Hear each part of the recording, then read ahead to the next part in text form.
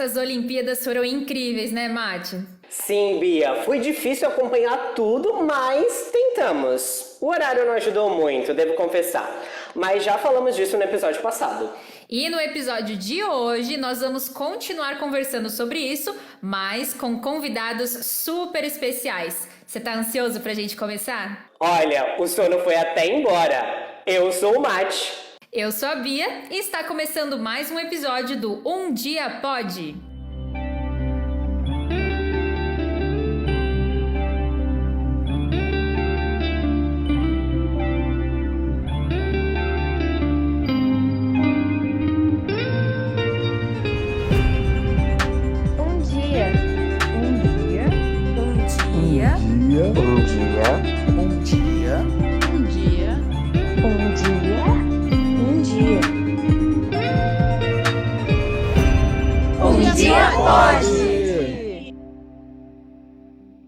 E já para começar em grande estilo, vamos chamar eles. Sim, caros ouvintes, temos não um, mas dois convidados e algumas outras surpresas lá para o final do episódio.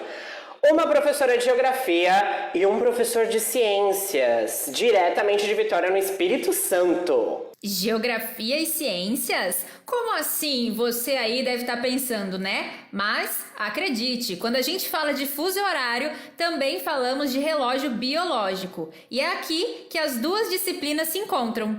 Então, bora tirar elas das caixinhas, começar esse papo e fazer uma mistura bem boa dessas disciplinas? Bora! Então, com vocês, a professora Maíra Dutra. Por favor, se apresente. Oi, pessoal. Bom dia, boa tarde, boa noite, de onde quer que vocês estejam falando.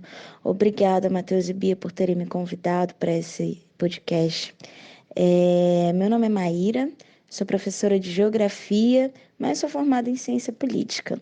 Estou fazendo a faculdade de Geografia agora também. Dou aula em Vitória, mas sou originalmente de Brasília e morei uns bons anos no Rio também. É isso. Boa, seja super bem-vinda, muito obrigada por estar aqui com a gente. E agora, com vocês, o professor Valber Santarém. Fala aí pra gente quem é você, prof. E aí, pessoal, eu sou o Valber, eu sou professor de ciências aqui em Vitória. Sou formado em ciências biológicas e esse é meu primeiro ano como professor aqui, sou novinho na experiência. Boa! Sejam muito bem-vindos aí. A gente vai bater um papo super incrível e agora que vocês estão devidamente apresentados, a gente vai começar esse papo. Bora lá, Bia! Boa! Maíra, conta pra gente como surgiu essa questão de fuso horário e o porquê é tão importante. Então, Bia, o planeta Terra tem um movimento de rotação, né? Que ele gira em torno do próprio eixo. E isso faz com que a gente tenha os dias e as noites. Só que o que acontece? A Terra, como a gente sabe muito bem, não é plana. Então, em cada pedaço dela, a gente vai ter um horário diferente de acordo com os raios de sol. Para a gente poder padronizar isso, aconteceu em 1884 a Conferência Internacional do Meridiano.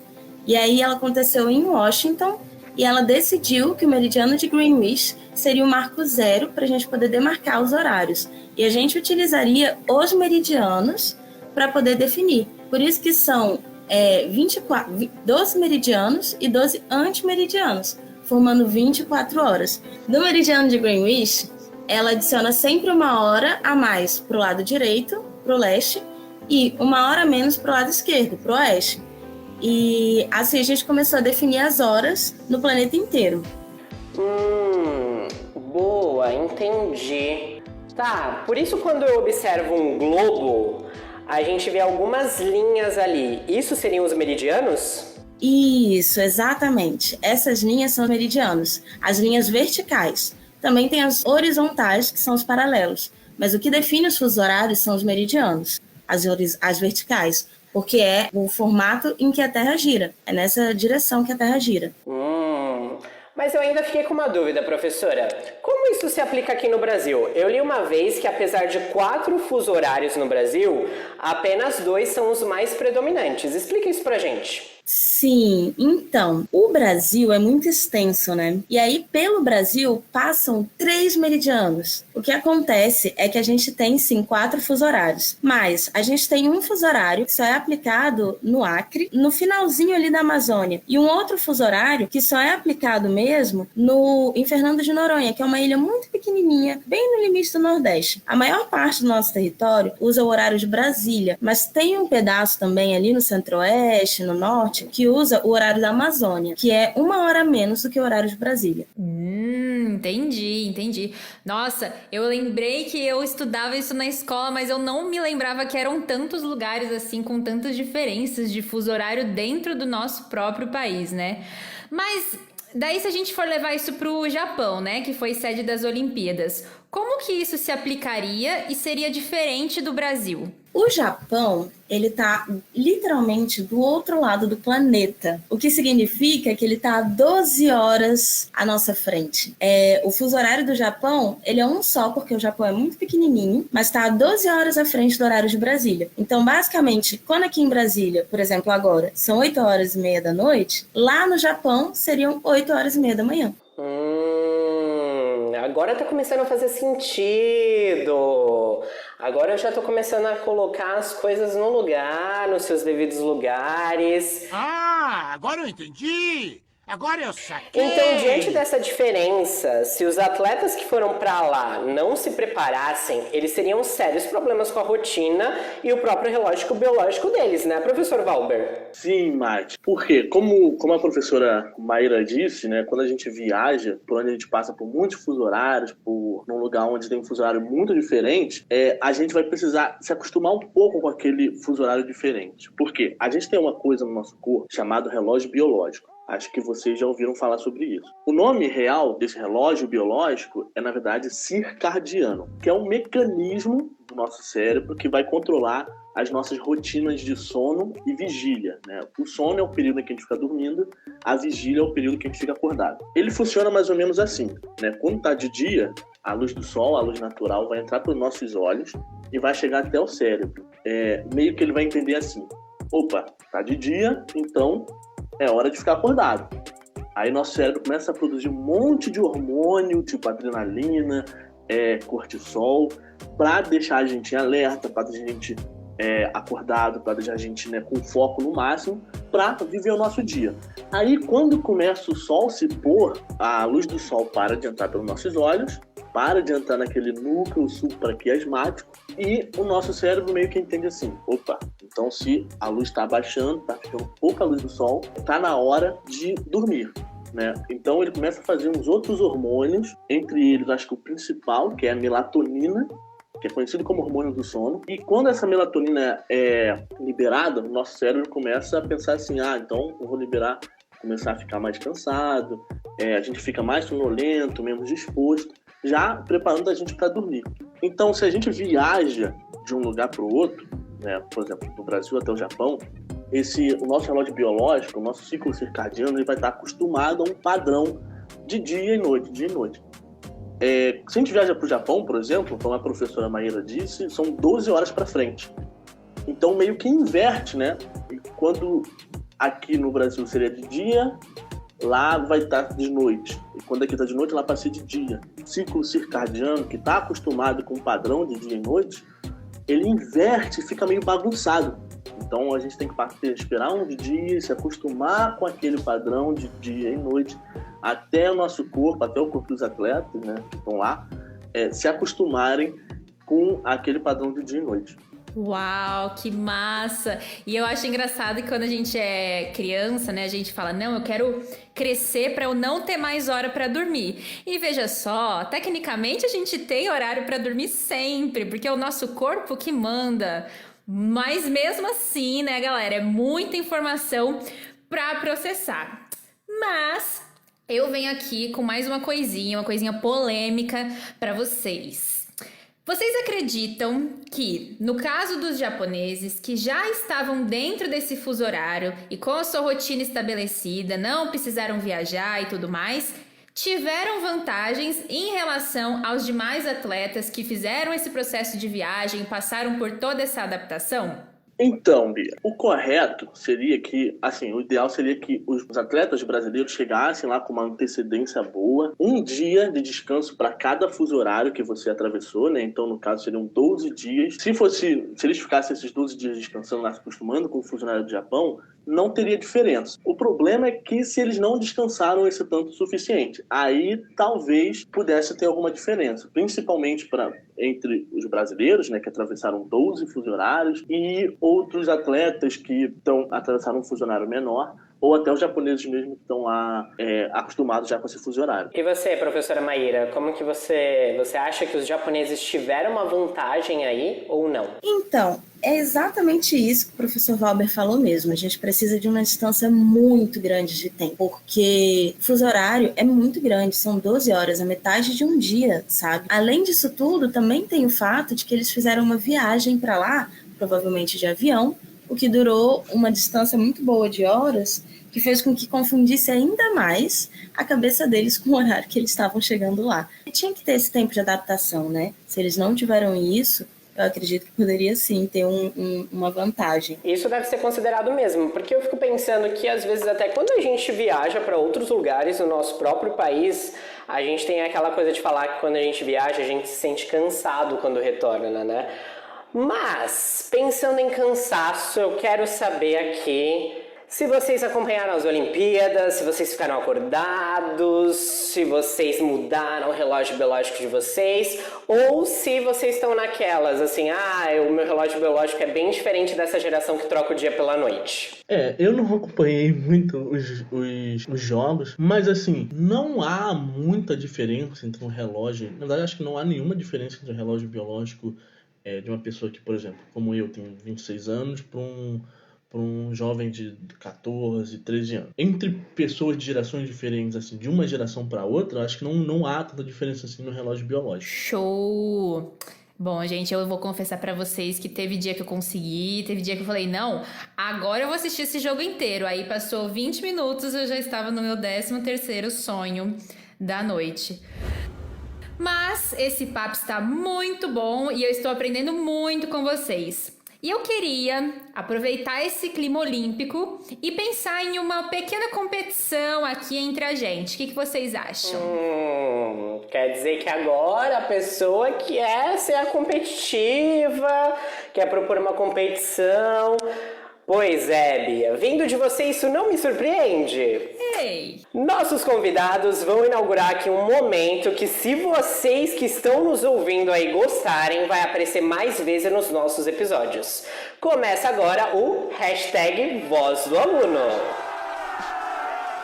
No Voz do Aluno, nossos convidados e apresentadores convidam alunos para representá-los em um game, para ver quem é que tem mais voz, ou seja, quem acerta os nossos desafios. Seguinte, nossos convidados formarão um time junto dos apresentadores, e já que o tema é Olimpíadas, a gente vai ter o time feminino composto pela Maíra e pela Bia, e representados pela aluna Ana Clara. Ana Clara, se apresenta aí pra gente. Olá, boa noite. Como vocês sabem, meu nome é Ana Clara. Eu tenho 13 anos, eu estudo no 8º B de Vitória, Espírito Santo. Bom, galera, e o time masculino é formado por Valber, Mati e representado pelo Maurício, aluno que tá aqui com a gente. Se apresenta pra gente, Maurício. Primeiramente, boa noite a todos, né? Meu nome é Maurício, eu tenho 13 anos, estudo na Escola Maria José Costa Moraes, turno matutino. Estou atualmente agora no 8º ano A. Bom, galera, vamos lá. Então, eu vou explicar um pouquinho pra vocês como é que vai ser. Vai funcionar da seguinte forma. São 3 rodadas de pergunta. A rodada 1 é o nível fácil, de 2 perguntas com alternativas. Depois, a gente tem o nível médio, com uma pergunta de verdadeiro ou falso. Na rodada de nível difícil, é uma pergunta com resposta aberta de cada convidado. No caso de hoje, nossos professores convidados Maíra e Valber criaram uma pergunta a cada um e passaram para a nossa equipe. Então, os alunos aqui presentes, Ana Clara e Maurício, vão marcar suas respostas e aí nós vamos conferir quem acertou. O time vencedor leva o troféu Voz do Aluno e se torna o primeiro vencedor deste game. Temos dúvidas? Ana Clara, Maurício, profs? Não, Não, nenhuma. tá de boa, tá de boa. Bom, vamos lá então, prestem atenção. Primeira pergunta da nossa rodada de nível fácil. Escolha uma alternativa baseada na pergunta: qual desses esportes nunca fez parte das Olimpíadas? Letra A, cabo de guerra. Letra B, nado sincronizado solo. Letra C, marcha atlética. Ou letra D, futsal. Tempo para os nossos convidados colocarem suas respostas. Letra A, cabo de guerra. Letra D, futsal. Quero só ver. A resposta correta é... letra D, futsal. Acreditem se quiser, mas cabo de guerra já fez parte das Olimpíadas entre 1900 e 1920. E eu queria estar nascido para assistir isso, porque deve ter sido muito legal ter 2 edições de Olimpíadas com cabo de guerra. Agora, nado sincronizado solo, eles estiveram nas Olimpíadas 3 vezes: 1984, 1988 e 1992. A marcha atlética foi implementada em 1900 e em 1992 ela ganhou a categoria feminina e permanece até hoje, mas o futsal ficou de fora e nunca fez parte devido a problemas com a FIFA. Minha gente, essa aí foi uma surpresa pra muita gente. Olha só, eu jurava que futsal já tinha sido parte dos Jogos Olímpicos. Fiquei surpreso também. Futsal, eu só sei que não participou dos Jogos Olímpicos pela professora de Educação Física, que falou, foi semana passada, ela estava falando sobre os esportes que não participaram das Olimpíadas. Aí eu vi que futsal estava no meio. Boa! Vamos para a próxima pergunta então. Vamos lá. Quantas e quais foram as novas modalidades nas Olimpíadas de Tóquio? Letra A, 7, sendo surf, skate, karatê, escalada esportiva, beisebol, softball e golfe.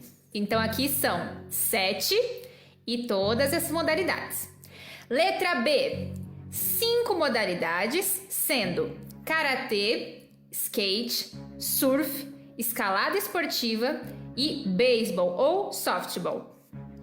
Letra C, 3 modalidades, sendo skate, surf e escalada.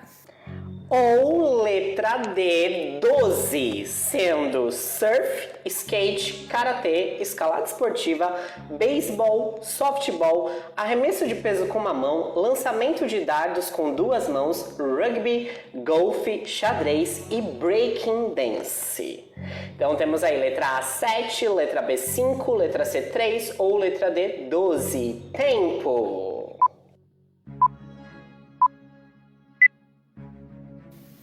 Eu acho que eu sei a resposta. Pode falar? Pode. Eu acho que é a letra A, com todos esses esportes aí. Letra Eu também A, acho que é a letra A. Também acho que é a letra A. Ótimo. Será que eles acertaram? Será que eles vão aí, faturar mais um ponto nessa competição? E aí, Bia, diz qual a resposta correta pra gente. Galera, a resposta correta é... letra B, 5 modalidades, sendo karatê, skate, surf, escalada esportiva e beisebol ou softball. O breaking dance vai estar nas Olimpíadas de Paris em 2024. E eu vou estar lá pra dançar. Eu vou ficar lá dançando nas Olimpíadas de Paris em 2024, porque é isso. Bati na trave, quase acertei. Mas foram bastante, né? 5 novas modalidades aí. Suponho que eu e ele temos ido pelo skate, porque nunca teve, do nada colocaram um skate assim nas Olimpíadas, então eu acho que ele foi pela mesma coisa que eu. É, isso aí. Aliás, vocês disseram aí que tem aí 13 para 14 anos e a gente teve uma medalhista olímpica dessa idade do skate. Como foi ver aí uma pessoa da próxima da idade de vocês ganharem uma medalha nessas Olimpíadas? E é muito legal ver que tem jovens de 13, 14 anos que disputam Olimpíadas e conseguem estar ali no pódio. É bem representativo, né? Bom, na minha opinião, mais uma medalha pra gente e incentivou muito a gente a a andar de skate, porque eu mesmo já vou comprar um skate pra mim, é isso. Bom, vamos conferir agora como está esse placar. Nós temos então aí 1 para o time masculino e 0 para o time feminino, mas hora de mudar para o nível médio, hora da virada. Uma pergunta só para vocês nos dizerem se é verdadeiro ou falso. Bora lá, Bia. Bom, verdadeiro ou falso?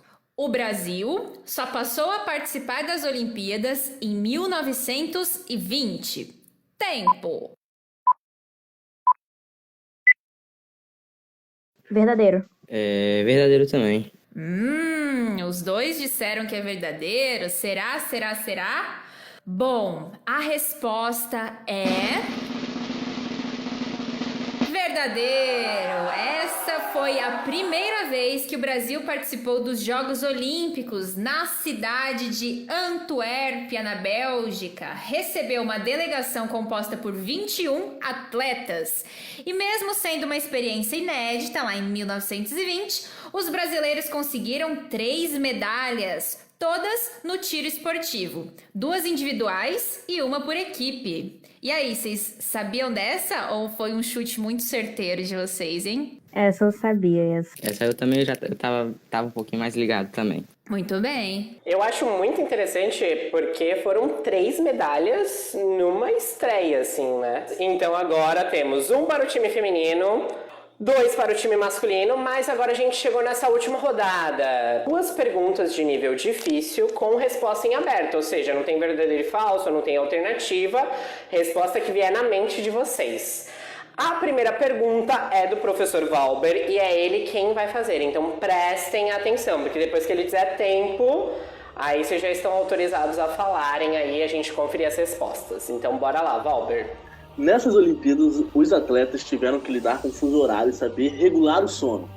Quando chega o pôr do sol e a luz natural diminui, nosso cérebro entende que está chegando a hora de dormir e começa a liberar alguns hormônios que regulam o sono. Entre eles, o principal, o hormônio do sono. Qual é esse hormônio? Tempo! Melatonina. Eu tava tentando lembrar aqui agora o nome, que era bem parecido com melanina, aí eu falei, não é. Melanina eu sei que é o hormônio que coloração dá da nos nossos pele. olhos, né? Ou nos olhos também. Não, eu tô gostando de ver porque eles estão sabendo já falar sobre hormônios e tudo mais.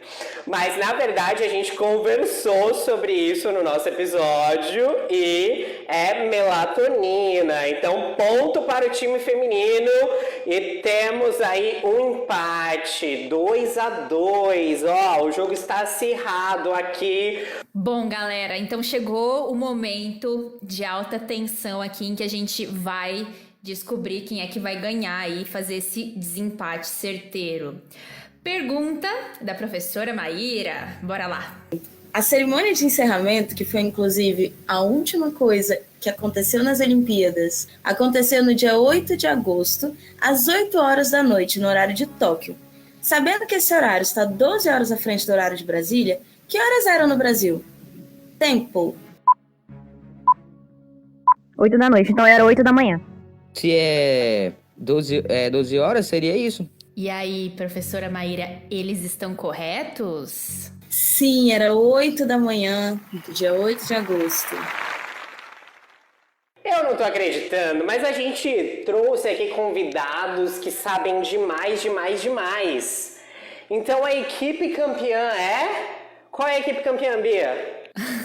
Qual é a equipe campeã, Mate? Gente, deu um empate! Todo mundo ganhou!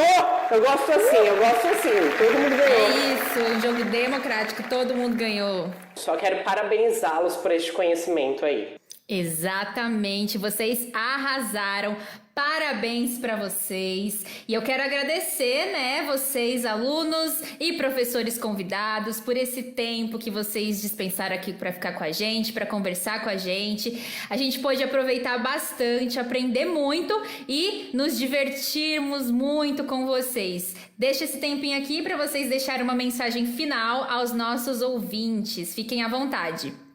Na verdade, agradecer, né, por ter sido convidado. É uma honra, né, estar aqui, né? Muito legal para estar participando de um podcast, eu acho muito, muito bacana. Toda essa gincana que foi organizada aqui, bem legal, acho bem massa.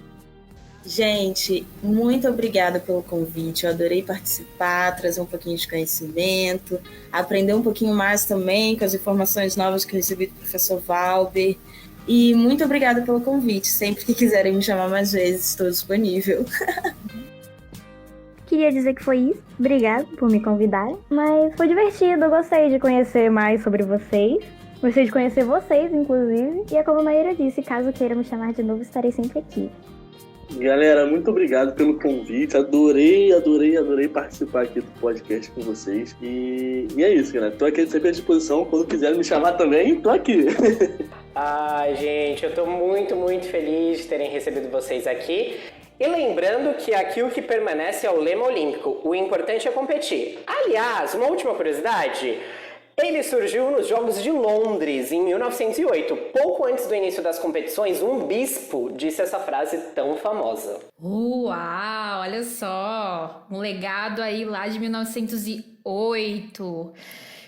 Bem, gente, a gente correu quilômetros de conhecimento hoje, mas na semana que vem tem mais, hein? Agora nós temos um tema novo a cada 2 semanas, então fica ligadinho aí nas nossas redes sociais. E posta lá no nosso Instagram qual foi o seu placar no nosso game, #Voz do Aluno, e se você gostaria de vê-lo de novo nos próximos episódios. O nosso perfil é @umdiapod, sem E ou I no final. E no TikTok, conta pra gente qual curiosidade você mais gostou de saber. #partiu! Até mais! Bom dia. Bom dia. Bom dia. Bom dia. Bom dia. Bom dia, pode.